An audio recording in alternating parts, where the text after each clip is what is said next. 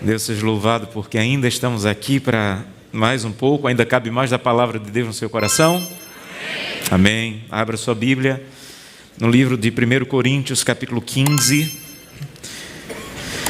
Nós vamos ler um texto bíblico e eu queria contar uma história para vocês. 1 Coríntios, capítulo 15, verso 58. 1 Coríntios 15, 58. Antes de lermos, feche seus olhos, vamos falar com Deus. Querido Pai, muito obrigado, Senhor, pela oportunidade que eu tive de passar o dia com homens e mulheres do Senhor, que estão dedicando o melhor da sua vida para a Tua causa. Nós ouvimos muito já, o dia já vai terminando, já estamos cansados, mas se ainda estamos aqui é porque o Senhor ainda tem alguma coisa a nos falar. E mais uma vez pedimos que o Teu Santo Espírito fale, nos ajude a ficar concentrados, apesar talvez do cansaço das muitas informações, que o Teu Santo Espírito nos ajude a prestar atenção e permitir que Ele mais uma vez coloque ou retire do nosso coração que seja da Tua vontade. É o que te peço em nome de Jesus. Amém. Eu vou explicar para vocês por que eu vou apresentar esse tema. Eu estava brincando com o pastor Estêncio, que é uma ousadia para mim falar da história da igreja na presença dele, até pedi para ele ir descansar um pouquinho, mas ele disse que vai ficar. Mas há alguns anos, e isso vem acontecendo muito no meu ministério, eu estou como pastor há 22 anos, e já aconteceu várias vezes de eu receber ligação de líderes, pessoas de Deus, que estão desanimadas, estão se sentindo feridas, atacadas, injustiçadas. Outro dia um ancião, que foi ancião meu, quando eu estava no meu último distrito pastoral, ele estava dizendo: pastor, estou ligando porque eu lhe respeito, mas eu estou muito decepcionado com a igreja, eu estou muito decepcionado com os líderes dessa igreja, estou entregando minha função e estou deixando a igreja. Eu chorei com ele, porque ele foi um líder que me ajudou muito quando eu fui pastor, e eu já recebi ligação de alguns pastores, amigos de ministério: estou decepcionado com a igreja, estou muito decepcionado com a liderança da igreja, as coisas não estão caminhando como eu acho que deveriam caminhar, estou entregando minha credencial, estou deixando. E isso tem acontecido, ao meu ver, de uma maneira mais acelerada, com mais pessoas. E quando eu comecei a falar, principalmente com esse último amigo ancião que me ligou, eu me lembrei de um personagem da história da igreja, que eu lembrava que na faculdade tinha estudado alguma coisa sobre ele, e que a história dele se parecia muito com o que eu tinha escutado do meu amigo ancião. E eu resolvi estudar a história desse homem. Mas eu queria começar com um texto bíblico do verso 58 do capítulo 15. 1 Coríntios diz assim: portanto, meus amados irmãos, permaneçam firmes. Quando Paulo diz permaneçam firmes, é porque ele sabe que várias coisas irão acontecer na vida desses amados irmãos, que vai fazer de tudo para que eles não permaneçam firmes. Então Paulo diz: amados irmãos, permaneçam firmes, inabaláveis e sempre abundantes na obra do Senhor, sabendo que no Senhor o vosso trabalho não é vão. Pode não ser reconhecido pelo pastor, pode não ser reconhecido pela liderança da igreja, pode não ser reconhecido, mas no Senhor nada é em vão. E quando eu vi a revolta, a mágoa desse amigo, eu comecei a estudar a vida desse homem, Ken Wright, e os perigos na vida de um líder. Eu comecei a ler um primeiro livro dele, ou sobre ele, que foi escrito por uma secretária dele. E quando eu comecei a ler esse livro, eu chorava, eu lia e chorava, e não consegui parar de ler, e fui buscar outros livros. Então o que eu vou apresentar para vocês agora é um relato da vida desse líder e as lições que ele pode nos ensinar. Essa foi secretária dele, escreveu um livro sobre ele durante o período que foi secretária, um livro de um dos pioneiros da igreja, falando sobre os ataques que ele fez à igreja. Butler escreveu esse livro, Esse livro é de um jovem, vou contar a história dele, que acompanhava o Cartwright enquanto ele era pastor da Igreja Adventista. Várias revistas adventistas da época falando sobre a história dele e respostas ao que ele fez. Um livro extraordinário que todo líder da igreja deveria ler. Foi traduzido há pouco tempo aí pela casa publicadora, Ellen White e os seus críticos.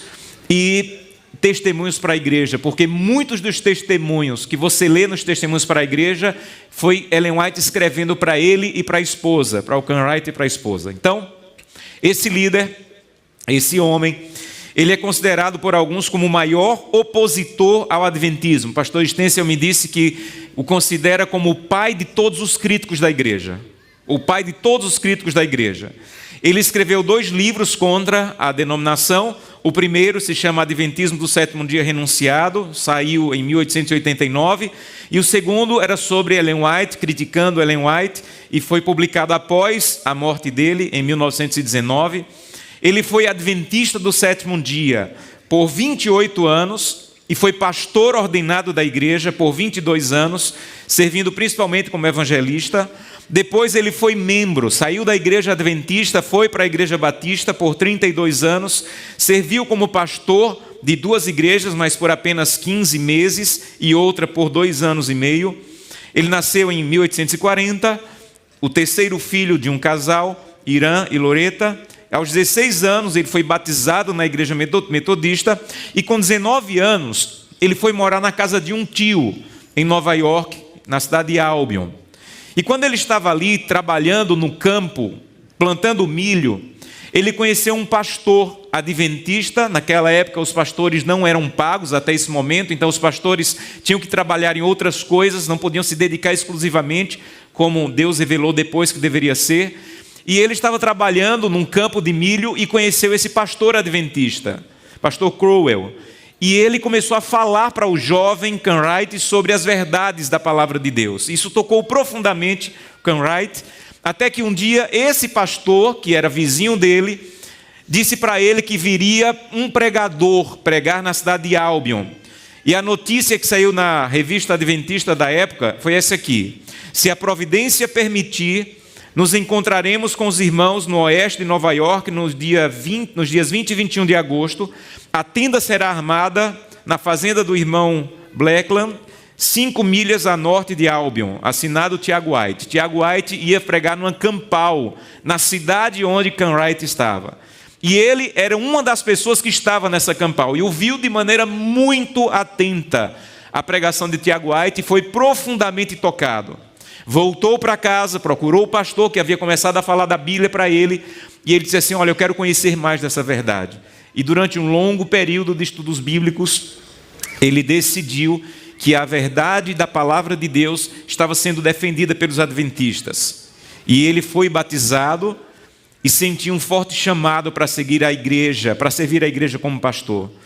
Quando tinha cerca de 21 anos de idade, quando ele decidiu ser pastor, ele decidiu viajar 40 quilômetros para conversar com Tiago White, aquele homem que havia pregado para ele. Ele queria conversar com ele e falar do seu desejo de ser pastor. E aí, Tiago White relatou alguns anos depois que ele foi até onde ele estava para falar sobre o desejo dele de se tornar um pregador, um pastor adventista. Passei cerca de 1 hora conversando com ele, disse Tiago White. E ele disse: não se contente em ser um pregador pequeno.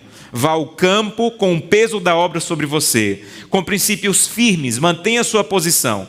A última coisa que fiz foi presentear ele. Tiago White deu para ele uma Bíblia e alguns gráficos proféticos e disse assim: olha, leve isso aqui, tente pregar, e se não for para você, volte e me devolva, porque aí eu vou dar para outro. E ele deu de presente para o Cartwright essa Bíblia e esses gráficos e disse: se você se arrepender, volte que outra pessoa vai usar esse material. No mês de maio seguinte, Tiago White encontrou com ele de novo e perguntou ao Cartwright: onde está a minha Bíblia? E ele disse: irmão White, você os perdeu. Agora eu quero ser um pastor adventista e eu quero pregar. E Tiago White respondeu: graças a Deus, eu gostaria de perder mais Bíblias dessa forma. Levantamos então recursos para comprar uma biblioteca para ele, alguns livros, e ele disse: Quando estudarem, estudem com toda a sua força. Quando visitarem, visitem com toda a sua força. Tudo que vocês fizerem para a causa de Deus, faça com toda a sua força. E ele foi ordenado ao ministério pastoral com apenas 24 anos de idade, na cidade de Battle Creek, e quem estava no serviço de ordenação dele como pastor foi Tiago White e Loughborough, que o pastor apresentou como um dos nossos pioneiros. E ele foi ordenado ao ministério pastoral adventista com 24 anos. Em 1868, começou uma espécie de moda no mundo, que era a moda dos debates, onde as pessoas iam debater para ver quem tinha os melhores argumentos para defender a fé. E Ken Wright, ele se tornou um dos mais extraordinários debatedores da igreja adventista. Ele tinha uma habilidade muito grande, um raciocínio muito rápido e um talento para debate. Mas aí, com as grandes vitórias, vinham também as grandes derrotas, os grandes perigos. Numa terça-feira, 28 de dezembro, ele participou de um debate, que era o quarto debate que ele estava participando, com um pastor presbiteriano chamado Johnson, e o assunto era sobre a vida e a morte, segundo a Bíblia. E o Ken Wright, ele debateu com tanto argumento, com tanta força, com tanto entusiasmo, que o Johnson, diante da multidão que estava ouvindo, disse: eu não tenho argumentos, você ganhou o debate. E aquilo foi uma vitória, teve um longo alcance na comunidade, muitos até se tornaram adventistas. E nesse dia estava com ele um dos nossos líderes, que o pastor também apresentou, o pastor Butler. E ele estava assistindo esse debate. E como Ken Wright estava construindo sua casa, os dois estavam hospedados no mesmo hotel. E naquela noite, o Ken Wright disse para o pastor Butler que estava desanimado com a fé, que não estava com um bom humor, e o pastor Butler ficou surpreso ao saber que ele estava sendo fortemente tentado a abandonar a fé, a renunciar às suas crenças e a se tornar um infiel declarado. Ele disse: eu não quero mais. Ele começou a chegar um momento que ele se achava tão superior a todas as pessoas pelo conhecimento, pela liderança, pelo que ele poderia ser. Isso começou a ser uma forte tentação sobre ele. O pastor Butler decidiu passar a noite inteira conversando e orando com ele. E na manhã seguinte, ele disse que ele parecia mais calmo e autoconfiante. Ninguém conhecia Ken Wright como o pastor Butler. Os dois viajaram muito juntos, os dois montaram e desmontaram tendas para fazer evangelismo durante vários meses, comeram juntos, pregaram nas mesmas reuniões. Butler era um homem gentil, paciente, compreensivo, e não apenas trabalhou diretamente para ajudar Ken Wright, mas também o defendeu muito, sempre que ele estava colocando a igreja em perigo, que ele estava colocando as mãos pelas pernas, Butler tentou ajudá-lo de toda maneira. Mas um dia, quando ele já estava atacando duramente a igreja, se voltou completamente contra a igreja, Butler decidiu falar um pouco sobre quem era esse homem que ele conhecia tão bem. E ele disse o seguinte: ele, falando de Ken Wright, nunca foi conhecido por sua paciência, tolerância ou consideração pela opinião dos outros. Era uma pessoa que tirava suas conclusões muito rapidamente e tinha a tendência de ser precipitado. Você sabe por que eu estou contando essa história para você? Porque eu tenho certeza que todos nós temos, em maior ou menor grau, essas falhas de caráter. Não ter paciência, não ter tolerância e não ter consideração pela opinião dos outros. O pastor Butler descreveu bem um homem que foi um desastre. Um desastre. E tudo começou com alguém que não tinha paciência, consideração pela opinião dos outros e não tinha tolerância. Isso é como a semente que, se não for arrancada pelo poder da graça e da presença do Espírito Santo, vai gerar homens e mulheres revoltados e com desejo de se afastar da igreja. E isso é um perigo para mim e para a sua vida. E ele continuou dizendo: ele nunca conseguia suportar a repreensão com paciência ou se sentir tranquilo quando seu caminho era cruzado. Ele tinha pouco respeito pela opinião dos outros, a menos que coincidisse com a opinião dele. Então, se fizer do meu jeito, tudo bem. Mas se não for do meu jeito, aí vocês têm um problema comigo. Ele sempre odiou a repreensão e por isso a suportava como uma criança briguenta. Vou repetir o que eu falei de manhã, por favor, não me entendam mal. Eu acho que poucos lugares no Brasil eu sinto tanto carinho da igreja como sinto aqui no Rio de Janeiro. Eu louvo a Deus, tantas pessoas que me abraçam, pastor, ore por você, por seu ministério, por sua família, eu louvo a Deus por isso. Então não estou me dirigindo a ninguém de maneira especial, mas eu estou falando para líderes. Eu sou um líder dessa igreja, você também é um líder dessa igreja. E muitas vezes a liderança coloca perigos no nosso caminho que a gente desconhece. E um dos perigos tem que ser do meu jeito, tem que ser do jeito que eu acho, tem que ser do jeito que eu digo que tem que ser. Eu não tolero que alguém discorde de mim, eu não tolero que alguém vá contra o que eu quero. E isso é uma semente de perigo que brotou no coração de Ken Wright e nenhum de nós estamos livres. Ele continua dizendo, quando tudo ocorria bem, ele estava vendo as coisas com clareza. Mas quando ele era maltratado, como ele achava que era, quando as coisas não iam do jeito dele, as evidências da nossa fé começaram a escurecer na sua mente. Nuvens escuras de descrença pairavam sobre o seu céu mental. E ele sentia que tudo estava indo por água abaixo. Ele é um homem forte em certas direções, quando tudo ocorre bem, mas fraco quando chega a adversidade ou quando alguém discorda dele. E ele começou a ter problemas com Ellen White e Tiago White. Você sabe por que Ken Wright é considerado um crítico tão feroz da igreja? Porque ele teve contato com a liderança da nossa igreja durante muito tempo. Para você ter uma ideia, Ellen White saía de férias nas montanhas do Colorado para uma casa que um primo dela tinha e levava a família de Ken Wright com ela. Ele tinha uma ligação muito próxima com os presidentes da igreja, com a liderança da igreja. Imagine hoje o secretário da divisão sul-americana abandonar a fé e começar a criticar a igreja. As pessoas não vão nem querer saber o que é que ele critica, mas só o fato dele ter sido um líder tão alto da igreja vai ter um peso forte. Então o peso de Ken Wright não era simplesmente o que ele falava, era a posição que ele tinha e a relação que ele tinha com Ellen White, com Tiago White e com outros líderes. E isso foi um peso muito forte nas críticas dele. Ellen White começou a receber visões sobre o que estava se passando na vida dele e da esposa. O espírito de crítica, o espírito de achar que era melhor do que todo mundo, que ele tinha que ser escolhido, que se ele não fosse escolhido a igreja não ia bem, que se ele não fosse eleito para uma função da igreja, outra pessoa não poderia ser. Ele olhava para Tiago White, por exemplo, e dizia, eu poderia fazer melhor. E Ellen White começou a perceber isso e começou a receber visões. E ele estava aguardando um momento favorável para apresentar o que tinha sido revelado a ela em várias visões. Finalmente, em 12 de agosto de 73, ela enviou uma carta para Ken Wright e para a esposa. E a carta, ela diz o seguinte: há alguns meses tenho sentido que era hora de escrever algumas coisas que o Senhor me teve o prazer de mostrar em relação a vocês há vários anos. Seus casos me foram mostrados em conexão com outros que tinham uma obra a fazer por si mesmo, no seu caráter, a fim de se prepararem para a obra de apresentar a verdade.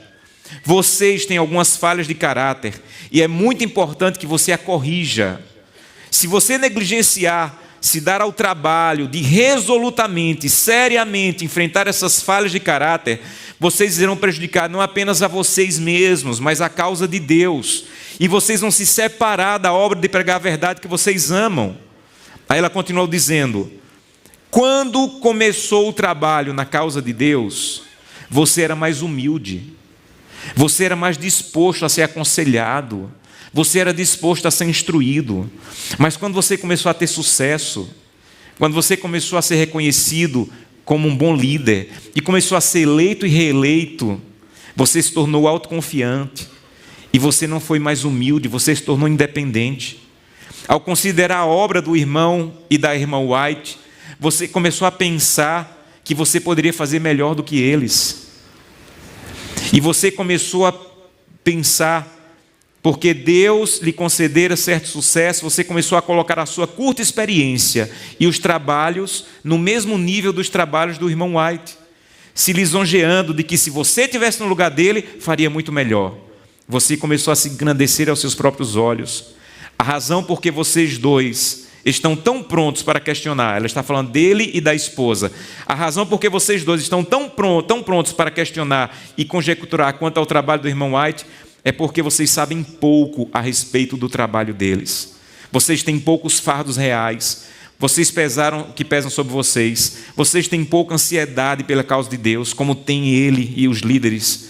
Vocês não estão mais preparados para apreciar o trabalho dele do que um menino de 10 anos pode apreciar o cuidado, ansiedade e labuta do seu sobrecarregado pai. Foi-me mostrado que você sente que não necessita de reprovação, você não precisa de conselho, você não precisa de ninguém que te chame a atenção. A linguagem do seu coração é: não quero que os meus direitos sejam infringidos, não quero que ninguém me dê ordens, eu sou capaz de organizar meus próprios planos de ação, sou tão bom quanto qualquer um. Quem tem autoridade para intrometer-se comigo? E ela disse: eu ouvi você pronunciando estas palavras, e o seu caso passou diante de mim em visão. Esse testemunho, amigos, é um dos maiores que Ellen White já mandou para uma pessoa. No Testemunho para a Igreja, volume 3, tem 26 páginas. Era Deus tentando pegar esse líder e dizer, ele e a esposa, e dizer: acordem, vocês estão se tornando críticos. Sabe, meu pai, ele não era um homem de recursos, não me deixou muitas heranças, mas um dia eu voltei da igreja com meus irmãos. Nenhum dos dois, eu e meus irmãos, não tínhamos gostado do sermão do pastor, e na hora da refeição nós começamos a criticar o sermão do pastor. E o meu pai, com aquele jeito duro dele, ele bateu a mão na mesa e disse assim: ninguém nessa casa vai falar mal do sermão do pastor. E ele bateu, e quando meu pai batia na mesa, aí, meu amigo, no Japão escutava. E eu nunca esqueci, eu não quero críticas nessa casa. Eu não quero críticas nessa casa. Aquilo foi uma herança que meu pai deixou que ele não faz ideia. Às vezes, nós estamos na liderança da igreja e começamos a deixar surgir no nosso coração um espírito de crítica contra a administração, contra o pastor, contra um outro ancião, contra um outro líder da igreja. E quando essa semente começa a brotar, Satanás entra aí e diz assim: aqui eu sei o que vou fazer. E ele começa a colocar decepções, como tentou colocar na vida de Ken Wright. Na sessão anual de 76, ele era tão capaz, meus irmãos, mas tão capaz, ele falava tão bem, ele era tão preparado, que a Conferência Geral resolveu colocar ele como um dos 3 líderes da Associação Geral. Naquele tempo não tinham departamentais, então eram 3 líderes, que era chamado Comitê Geral, Executivo da Comissão Geral. E ele foi um dos 3 da Conferência Geral, junto com Tiago White e Haskell. E eles agora formavam o mais alto comitê da denominação. Então, Tiago White, nesse momento, como presidente, Haskell e Ken Wright como os seus associados. Em 78, a esposa dele contraiu tuberculose. E olha que coisa. Olha que coisa. A esposa dele foi levada às pressas para o sanatório. O próprio Dr. Kellogg ficou responsável de cuidar dela. Mas o Ken Wright, no lugar de ir cuidar da esposa, decidiu ir para a casa de Tiago White. Tiago White estava enfermo, quase morrendo, quase batendo as botas. E todo mundo disse assim: Ken Wright, cuide da sua esposa, ela está mal, está com tuberculose. Ele disse: não, deixa ela aí, Dr. Kellogg já está cuidando dela, eu vou cuidar do Tiago White. Ninguém entendeu por que ele fez aquilo. Por que ele deixou de cuidar da esposa para ficar com Tiago White? Um tempo depois, o filho de Ellen White, que estava na casa cuidando do pai, escreveu o seguinte: Ken Wright estava em Battle Creek para ficar perto de sua esposa, que estava morrendo de tuberculose, e de repente ele decidiu ir para o Colorado com o meu pai por causa da sua saúde, mesmo contrariando a súplica dos seus amigos que pediam para ele ficar cuidando da esposa, mas ele foi para onde nós estávamos. Naquela época, meu pai era presidente da Conferência Geral e Haskell e Ken Wright faziam parte do comitê de liderança. A saúde do meu pai era incerta e esperava-se que, se ele morresse, um dos dois, Ken Wright e Haskell, seria o indicado para ser o presidente da Associação Geral. E aí ele disse assim: ficamos surpresos, eu e minha esposa, chocados em observar a diligência e o entusiasmo com que Ken Wright aproveitava toda oportunidade para se exaltar e desacreditar Haskell. Na boa providência de Deus, a saúde do meu pai melhorou, ele foi reeleito e não houve disputa pelo cargo de presidente. Ele deixou a esposa porque queria ficar perto do Tiago White, para falar mal do Haskell, na esperança de que se o Tiago White morresse, ele fosse eleito presidente e não o Haskell. Então ele queria. Infelizmente, enquanto ele estava lá, a esposa dele morreu, ele voltou, o funeral dela foi realizado e na revista falou o horário, a hora que ela morreu, a hora do velório, e isso saiu em 1879. Em 80, ele pediu autorização da igreja para se matricular numa escola de oratória. Como ele pregava muito bem, ele achava que poderia ser o melhor pregador que essa igreja já teve ou teria. E ele se matriculou numa escola de um professor de oratória muito conhecido na América do Norte, e ele nutria a crença que se ele melhorasse, ele seria o melhor orador popular da América. E essa escola, para testar os alunos, colocava os alunos para ir pregar nas igrejas evangélicas. E ele disse assim: eu só vou para as maiores. Só vou para as maiores. E um dia, ele estava pregando em uma igreja não adventista, e ele levava com ele um jovem que ainda estava estudando teologia, chamado Raves, porque ele queria que aquele jovem escutasse o sermão para dizer para ele quais falhas ele cometeu na oratória dele. Então o Raves acompanhava ele, e um dia, e ele escreveu um livro extraordinário também, sobre as lembranças que ele teve do tempo que trabalhou com Cartwright, e ele disse o seguinte dessa noite: uma noite de domingo, nós estávamos na maior igreja de Westside, e ele pregou sobre a herança dos santos. Mais de 3.000 pessoas estavam ouvindo.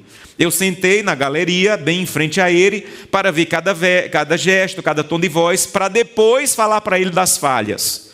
Mas ele falou de maneira tão forte que toda a congregação ficou absorvida pelos fatos bíblicos que ele apresentava, de forma tão convincente.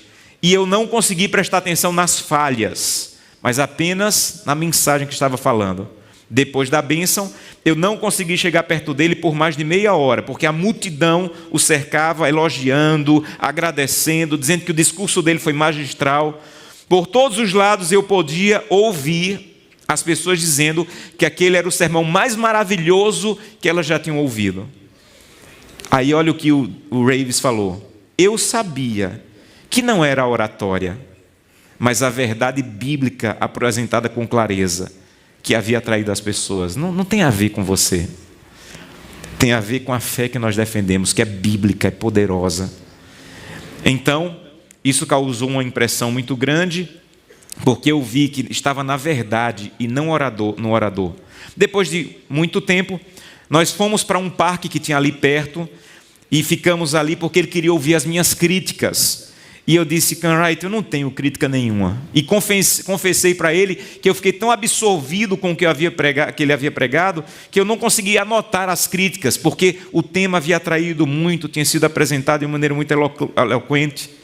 Ficamos em silêncio por um bom tempo, e de repente Cartwright falou a seguinte frase: eu acredito que eu poderia me tornar um grande homem se não fosse essa mensagem tão impopular da Igreja Adventista do Sétimo Dia. Eu seria muito mais importante, eu seria muito mais grandioso, mas isso que a gente é muito impopular. Não respondi de imediato, pois eu fiquei chocado, disse Raves, ao ouvir que o nosso grande pregador fizera tal declaração. Pensar que a mensagem pela qual eu havia renunciado ao mundo, na opinião dele, que era um dos nossos principais ministros, era inferior ao progresso dos homens e atrapalhava, era quase paralisante para mim. Então, ele era novo, mas já era homem. Ele olhou bem no rosto de Cartwright e disse assim: Cartwright, a mensagem fez de você tudo o que você é. E no dia em que você a deixar, você vai voltar para onde ela lhe encontrou. Ou seja, para o nada. Para o nada. Meus irmãos, quando eu li isso aqui, eu chorei. Porque eu venho de uma família muito simples. E Deus tem me dado a oportunidade de pregar em lugares, de conhecer pessoas. E Deus tem me dito sempre: não esqueça de onde você veio. Não esqueça. Não ache que o que a igreja está te dando de oportunidade é por você. É porque Deus tem a graça e a misericórdia de querer te usar, mas não é você. Você não é o melhor. Ancião, anciã, não é você. Não é porque você é muito capaz. É Deus que tem a graça e a misericórdia de usar você. E Deus tem me dito isso de uma e de outra maneira. Não é sobre você, é sobre a minha causa e sobre os meus planos. Então nunca esqueça que se não fosse a minha pessoa na tua vida, você ia ser aquilo que as pessoas lá de onde você saiu são. Então não é você, é a causa de Deus. Não é o que você faz, não é quem você é a misericórdia de Deus de querer te usar. A partir daquela noite, ele não foi mais o mesmo. Ele começou a se distanciar e ele começou a abrigar no seu coração que poderia ser grande, maior do que a igreja lhe dava oportunidade de ser. Ele não queria ser grande no sentido positivo da palavra, ele queria ser popular, ele queria ser importante. E aí, em 1880, ele decidiu entregar sua função e sair da igreja. Butler relata que ele ficou novamente desanimado, não sabia exatamente porquê, mas decidiu parar de pregar. Ellen White não estava no Brasil, não tinha conhecimento disso tudo que estava acontecendo, mas Deus revelou para ela. E em 15 de outubro, desculpa, não estava no Brasil, eu falei? Não estava na América, ela estava fora da América. E em 15 de outubro, ela escreveu isso aqui para ele: fiquei triste ao saber de sua decisão, mas tinha motivos para esperá-la. Satanás está cheio de alegria e exultante por você ter saído de debaixo da bandeira de Jesus e está sobre a bandeira dele. Ele vê em você alguém que pode transformar em um agente valioso para a construção do seu reino. Você sempre teve um desejo de poder, de popularidade, e esse é um dos motivos de sua posição atual. Você quis ser demais e fazer alarde e barulho do trabalho, e como resultado, seu sol certamente se porá na obscuridade. Sua ambição subiu tão alto que você não aceita menos do que a elevação do seu ego. Você não conhece a si mesmo. O que você sempre precisou foi de um coração humilde e contrito. Deus o escolheu para uma grande e solene obra. Ele tem procurado disciplinar você, testar você, provar você, refinar você, enobrecer você para esse trabalho, para que você possa fazer para a glória de Deus e não sua glória. Você terá um grande conflito e um conflito de poder com o mal, mas você sentiu que havia um trabalho mais elevado para você. Mas se você apenas assumisse o trabalho que Deus deu e fizesse com fidelidade, não queira se exaltar, então você teria paz e alegria e você estaria satisfeito. Então eu apelo agora a você, irmão, que siga o caminho de volta o mais rápido possível. Assuma a sua missão dada por Deus. Busque a pureza, a santidade. Não demore. Não pare entre duas opiniões. Se o Senhor é Deus, sirvam. Mas se é Baal, sirvam. Butler falou que ele decidiu parar de pregar, foi trabalhar na roça, foi dar aulas de oratória, porque ele se achava um grande orador. E ele se encontrou com ele e disse: irmão, volte para a igreja, volte para a igreja. E ele escreveu uma carta para a revista adventista, Can Wright, que saiu na revista adventista de 13 de setembro de 81. Ele disse assim: há cerca de um ano fiquei totalmente desanimado. Parecia que meu trabalho não tinha valor para a igreja. E eu pensei em desistir. Passei 4 meses dessa forma. Procurei em todas as direções para ver se havia algum erro em nossa doutrina, para eu seguir outro caminho, mas eu não consegui ver, porque estamos de acordo com a Bíblia. Os grandes pilares da nossa fé são sólidos. Eu descobri que minha fé na doutrina do advento era forte e que eu não poderia acreditar em qualquer outra coisa. Então eu desisti de tentar encontrar coisas que estão contra a verdade que nós cremos. Então vim para Battle Creek e conversei com o irmão Butler, com o irmão e a irmã White. Falei sobre as minhas dificuldades. Eles fizeram tudo o que podiam para me ajudar. Quando voltei e decidi voltar ao trabalho, manter a fé, senti que deveria trabalhar novamente. E ele disse: não tenho mais dúvidas quanto ao meu dever e à obra que eu devo me envolver. Para vocês terem ideia, quando Tiago White viu ele desanimado, Tiago White parou uma viagem e disse assim: Can Wright, me acompanhe. E Tiago White o levou por uma longa viagem para tentar fortalecer a fé dela. Mas, infelizmente, depois de alguns meses, ele caiu novamente. E em 82 ele escreveu uma carta dizendo: eu quero sair da igreja adventista. Uns amigos suplicaram que ele fosse para Campal. Ele até foi para Campal. Ele assistiu a Campal, as pessoas o receberam muito bem. E ele até deu um testemunho nessa campal, mas finalmente ele decidiu sair da igreja. E quando ele saiu da igreja, ele, pouco antes de deixar a denominação, um dia foram escolher um presidente para um campo. Ele disse assim: se eu não for escolhido presidente, eu não vou mais ser pastor dessa igreja. Ele não foi escolhido e ele saiu da igreja, escreveu uma carta. Ellen White voltou a falar que viu ele num grande perigo, querendo entrar em outro barco, sair do barco da verdade para ir para outro barco, mas que esse barco, se ele entrasse, iria afundar. E ele disse: não, eu vou sair. E aí, finalmente, ele saiu, escreveu uma carta. Ele e a filha foram removidos da igreja. Ele disse que já não cria em algumas doutrinas da nossa igreja, e a igreja não podia fazer nada além de cortá-lo do registro de membros.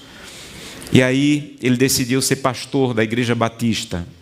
Procurou os batistas e ofereceu para os batistas todo o conhecimento que ele tinha da liderança da igreja. Ele disse assim: eu sei os pontos fracos deles e eu posso criticá-los. Chegou o ponto que ele cobrava $2 por noite para ir em umas igrejas evangélicas falar mal dos adventistas e de Ellen White. $2. Se vocês me pagarem $2, eu vou aí pregar para vocês e vou falar mal da igreja.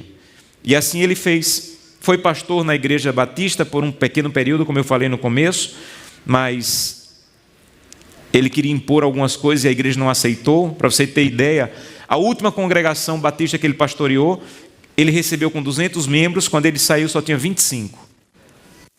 Todo mundo saiu da igreja batista que ele era pastor, e ele começou agora a cobrar para dar palestras contra a igreja. Um dia, lembra daquele jovem que estava ouvindo ele dar palestras? Ele agora era um editor da igreja adventista, já havia se formado como pastor, e ele convidou ele para ir para uma campal da igreja. Durante os anos de 80 e 1903, ele se correspondia com Cartwright, e ele disse: eu convenci a participar de uma campal. Ele foi. Ele esperava que as pessoas fossem agressivas com ele, porque ele era extremamente agressivo contra a igreja e contra Ellen White. Mas ele disse assim, ele ficou impressionado com a recepção de todos. Durante toda a reunião, ele chorava, porque os irmãos o receberam muito bem. Finalmente, quando ele veio ao escritório para se despedir, ele chorou como eu nunca vi alguém chorar. Eu tentei convencê-lo a dizer que voltasse, que nós iríamos recebê-lo bem. E ele falou: não, eu não posso mais voltar, é tarde demais, eu já fui muito longe. E ele abraçou o Raves e disse: irmão Raves, faça o que você fizer, mas nunca lute contra essa mensagem. Nunca lute contra essa mensagem. Um dia ele entrou na igreja, a última igreja adventista que ele tinha sido pastor, e quando o pastor terminou de pregar, ele se levantou e foi para frente e disse: irmãos, eu sou Cartwright e essa igreja é a minha igreja, aqui deveria ser o meu lugar.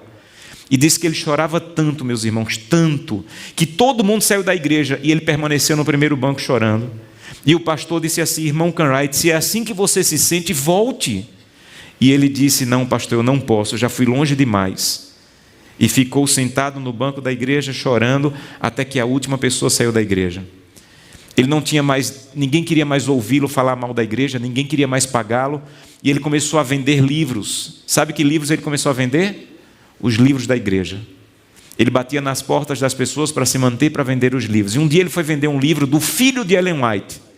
Ele bateu na porta de uma irmã, e quando ela viu o livro, ela disse assim: mas esse livro é da minha igreja, você é adventista? Ele disse assim: eu já fui, não sou mais. Ela perguntou: quem é você? Ele falou: eu sou Cartwright. Aí ela disse assim: você é Cartwright? Aí ela perguntou assim: você é o homem que tinha muita luz e que se virou contra a luz? Essa irmã era valente, não era? Você é aquele Cartwright que tinha tanta luz e se virou contra a luz? Ele disse: sim, irmã, eu sou aquele homem. E quantas vezes tentei encontrar o caminho de volta, mas não consegui. E ao sair, ele apertou a mão dessa irmã e disse com os olhos cheios de lágrimas: irmã, você tem a verdade, agarre-se a ela e nunca a abandone, porque essa é a pura verdade. Para você ter ideia, um dia a mãe dele, que era adventista, disse assim: filho, eu estou sabendo que você escreveu um livro aí contra a igreja adventista, mande para mim, eu quero ler, porque eu sou adventista, eu quero conhecer. Aí ele disse: não, mãe, não vou mandar esse livro para você, você não pode ler esse livro não vai fazer bem. Ele não teve a coragem de mandar para a própria mãe o livro atacando a igreja, porque ele sabia que era mágoa e não verdade. E nos últimos dias, ele já não tinha mais como se manter, e ele vivia num porão de uma igreja batista. Ele comia porque o Dr. Kellogg dava um ticket para ele comer lá no hospital. E foi dada uma secretária para ele escrever um livro contra Ellen White. Ele queria lançar um outro livro para vender, para tentar se colocar de novo como escritor. E essa secretária dele, esse é um livro impressionante que me fez chorar várias vezes. Ela disse que quando ele estava escrevendo o livro, ele ficava louco de um lado para o outro na sala, às vezes gritando, dizendo: o que é que eu estou fazendo? Ela é uma boa mulher, por que eu estou fazendo isso? E ela disse que viu tanta dor no que ele estava fazendo, que ela começou a digitar o livro de costas para ele, para não ver os gritos e o choro dele, porque não tinha coragem de ver o sofrimento que ele tinha ao escrever um livro contra Ellen White.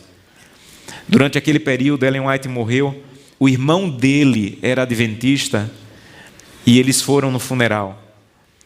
E quando eles passaram pela fila, ao lado do caixão de Ellen White, saíram, ele pediu para voltar de novo, e quando ele voltou, disse: aqui dorme uma serva de Deus, uma mulher honesta. Mas mesmo assim estava escrevendo um livro para atacá-la, para tentar voltar ao mercado editorial. E essa é a imagem de um dos funerais. E finalmente, numa sexta-feira, 10 de março, quando ele estava descendo para o porão que ele morava na igreja batista, ele caiu numa sexta-feira, só foi encontrado no culto do domingo, ficou lá caído no chão até o domingo. Por causa dessa queda, uma perna dele foi amputada, e em 1919 ele morreu. Esse é o túmulo dele. A cerimônia não foi feita em uma igreja, apenas algumas pessoas da família assistiram, e esse homem morreu, depois de atacar duramente a igreja. Todas as suas críticas foram respondidas, como o pastor Estêncio me falou agora no almoço. Durante sua vida mesmo, a igreja respondeu suas críticas, e tudo que você vê de crítica aí, como o pastor Estêncio disse, é só requentando as críticas que ele teve e a igreja já fez. Por que eu estou contando essa história para vocês? E aí eu termino. Eu estou contando essa história para vocês por 4 motivos. Primeiro, eu não sou diferente desse homem. Eu tenho no meu coração as sementes da apostasia e da crítica. E se eu não cuidar, elas vão brotar. Eu não sou melhor que ele. O mesmo inimigo que tenta destruir a fé desse homem, que foi um grande líder da igreja, vai querer destruir a sua. Ele não vai dizer assim: não, você, eu vou dar um tempo. Ele vai tentar destruir você. E aos líderes, ele tenta colocar crítica, ele tenta colocar desacordo, porque ele quer minar a nossa fé. Segundo motivo por que eu contei essa história para você, para te dizer: não lute contra a igreja de Deus. É a menina dos olhos de Deus. Não lute contra a igreja de Deus. Não ataque a igreja de Deus. Vocês são líderes. Se uma pessoa que batizou semana passada critica a igreja, ainda posso entender. Mas eu não posso entender que um líder se levante para atacar a igreja de Deus. Pastor, quer dizer que eu tenho que aceitar tudo? Não. Não aceite tudo. Mas procure entender a situação. Procure as pessoas responsáveis por aquilo que você acha que não está bem. Esses dias eu recebi um e-mail. E o e-mail era de uma pessoa que atacava duramente as casas. Lá onde eu trabalho, a igreja construiu umas casas para as pessoas morarem. E a pessoa atacava duramente porque o bairro onde essas casas estão é um dos bairros mais nobres de Brasília. E aí eu fui procurar a história dessas casas. E eu descobri nos documentos da igreja que esse terreno foi doado por um irmão há mais de 50 anos. E tem cartas da época de pessoas criticando a igreja porque está construindo a casa ali. Porque ali era só mato e que aqui não vai dar nada e que a igreja está jogando dinheiro fora. O que aconteceu? A cidade cresceu para aquele lado e a parte mais nobre da cidade cresceu para o lado onde a igreja tinha os seus terrenos e as suas casas.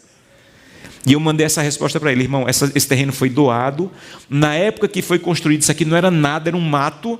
E hoje, pela graça de Deus, esse é um terreno nobre. Mas a igreja não comprou agora, a igreja não investiu agora.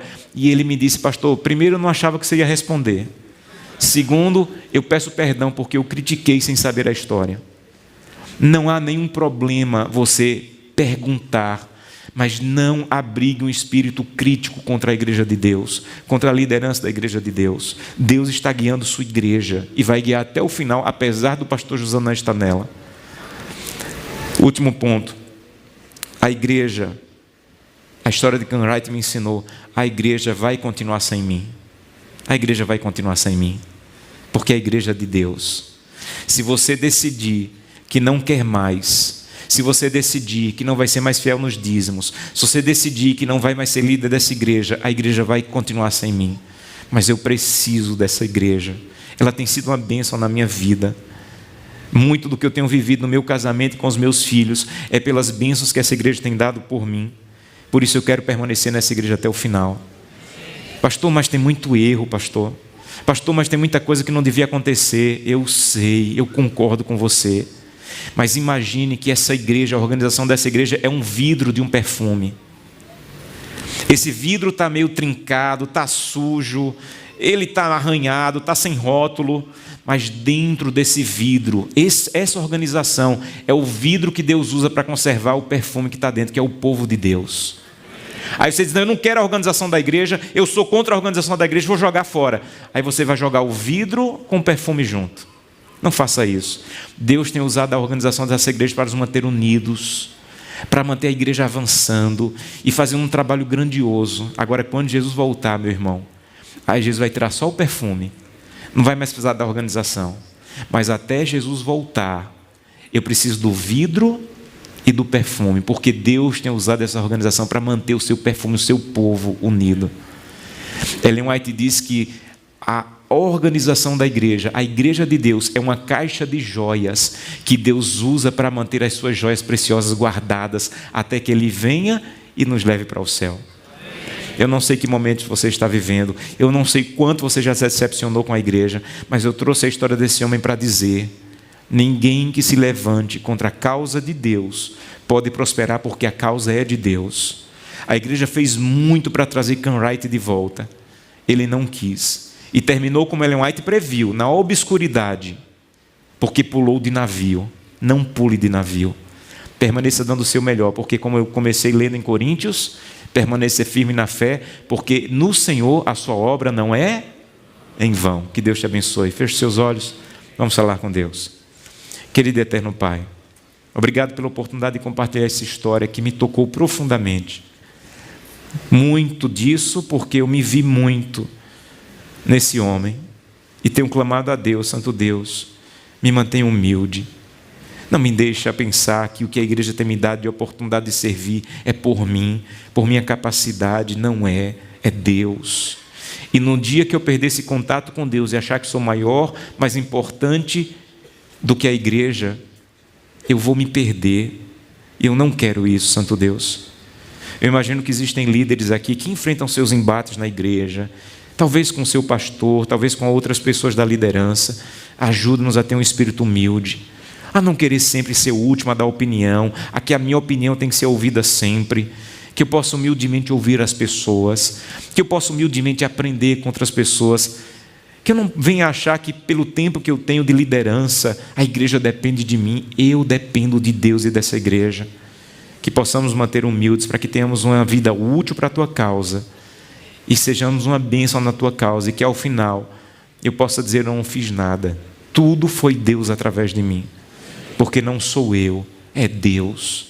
Ajuda-nos a entender isso e a viver uma vida diferente desse homem. É o que te peço em nome de Jesus, amém. Que Deus te abençoe.